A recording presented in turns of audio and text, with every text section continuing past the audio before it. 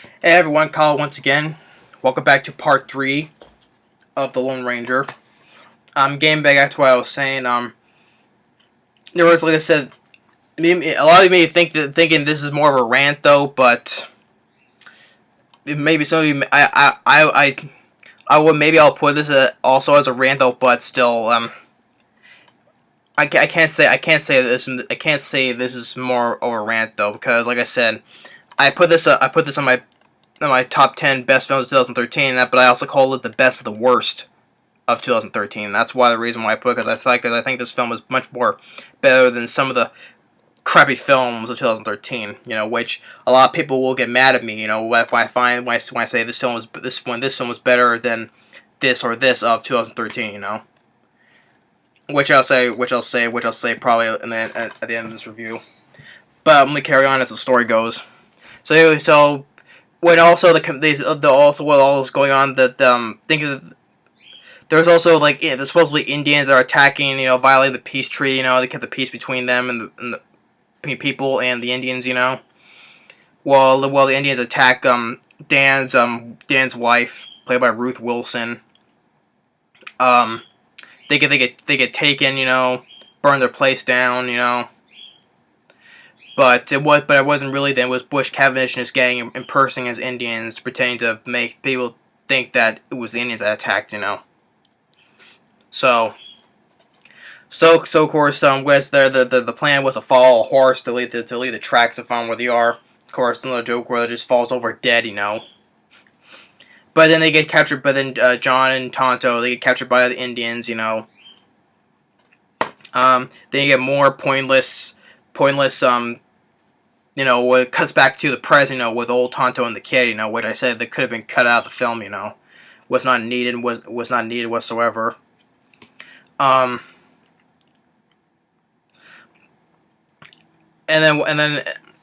while John, he's taken to see the head chief of this tribe. He tells the story. He tells the story of what I just said about Tonto, what he did, what happened when he was a boy. He tells him that.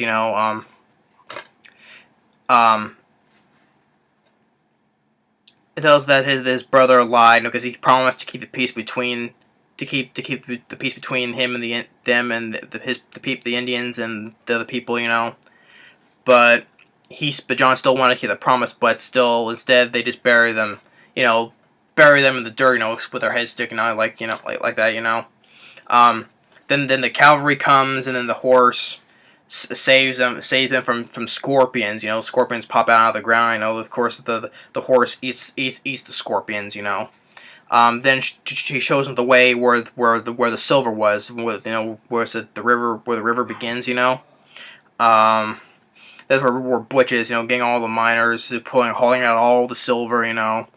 Then the Tonto and John, they have the plans. They attack a couple of his men. And they set some dynamite in a mine cart to blow us up. And John Reed was ready to kill him, but he says no. This isn't justice.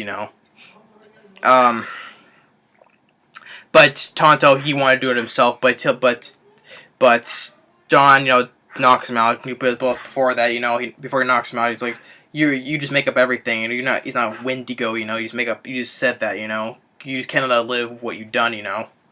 But then he knocks him out. Then he goes and ties Butch up there and rides back towards the train, the camp, whatever. And all this is going on. This guy who works for the Transcontinental Railroad, Latham Cole, played by Tom Wilkinson. Tom Wilkinson, he was all right, as the bad guy. I didn't mind it. I don't mind him as an actor. I did like him when he played the bad guy in Rush Hour. He was a good bad guy in Rush Hour. And I thought he was okay playing as the bad guy, Latham Cole. I did not mind him. He did all right. Which I also knew right off the bat. I knew right off the bat he was a bad guy as well. He's the one who supposedly saved Ruth Wilson and his son. He's also one he kind of fancies Ruth Wilson and his son. He likes to I would say he's always talking to them and his son. And while on the train tells tells her with Danny, the kid, because he's playing with a toy train. It's like, tell him to take it easy. And he says, it's just a toy. And he's like, this is more than just a toy. Just imagine a whole continent connected by iron rail. And he said one day this could be yours. But then also but then all that just going on. Then John Ray finally arrives and tells him to arrest Butch. But I already know they're both of them were in it together because Lathan says that tells that Dan not Dan John tells that brother cannot choose. Was it brother? It's like his brother almost chooses him, or brother kind of chooses over him. How he said it. And that's what he said. Tells him they're both brothers.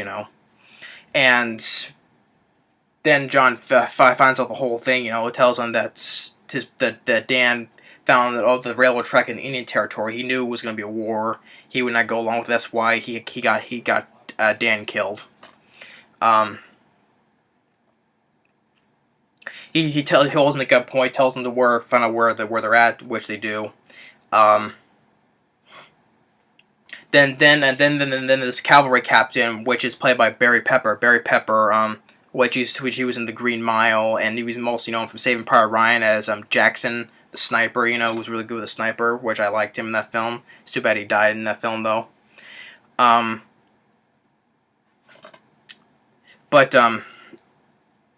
He's the captain of the United States Cavalry, and John tries to tell him, you work for you represent the United States government. Do not work for this man, But he was told to kill the Indians because they violated the peace treaty. But which really enough he didn't.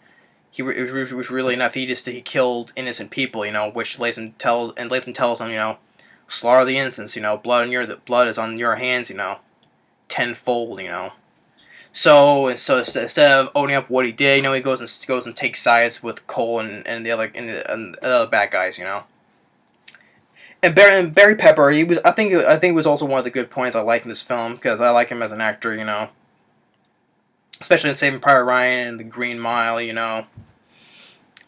But I think he was on the good points. I think he was good. He was decent, So that was one of the good points, and I liked him,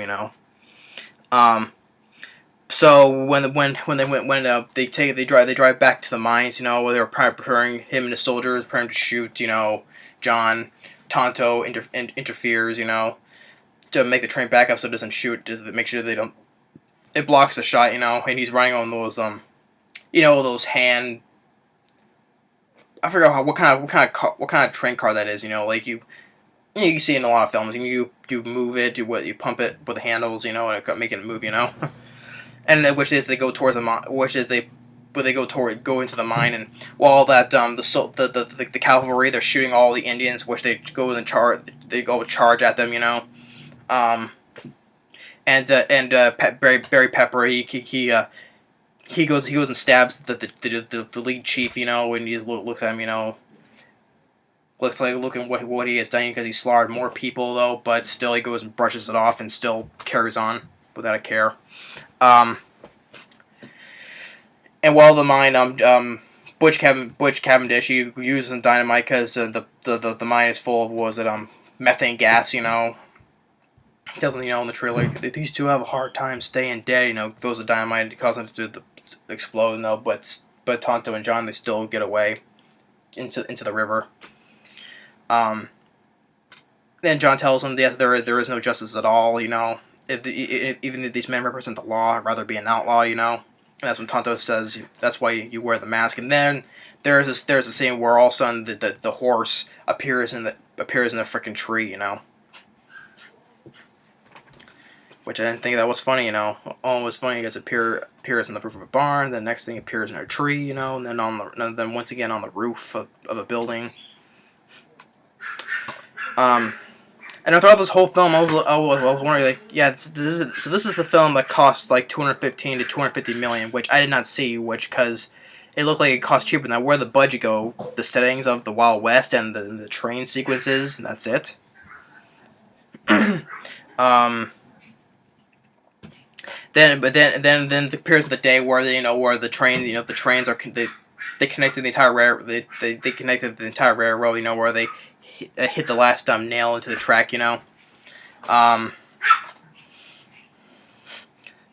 If you're hearing, that's my dog. That's my dog. You're hearing, if you hear that.